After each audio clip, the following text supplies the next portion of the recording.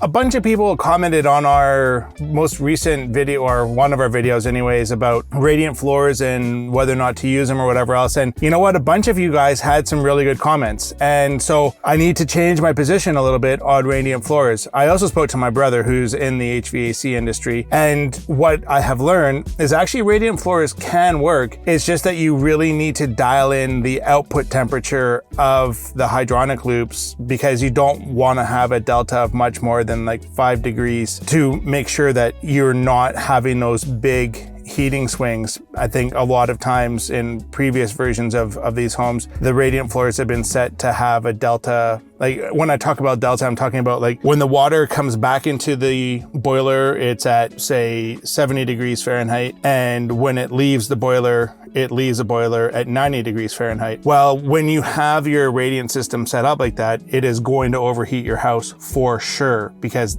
like I don't care what predictive sensors you do or don't have. Elements and the weather is forever changing, especially here in Vancouver. So the predictiveness of the thermostats, I have yet to be sold on that actually working, but it does make sense to me to reduce the output temperature of your boiler for your radiant floors and actually have your output temperature, be 75, 76 degrees, so that you're not getting these massive temperature swings. Now, I still stand by my assertion that I think financially and functionally, it still makes more sense to just do a forced air system, either high velocity or static. And simply because that allows you to use a heat pump. Air to water heat pumps are extremely expensive, and I think there's still a new technology. Air to air heat pumps are, they've been around for a while now. They're not everything the government makes you think they are, by the way. They are not amazing at heating. They're okay, at least I'm going to go back to metric, down to around 6 degrees Celsius. They're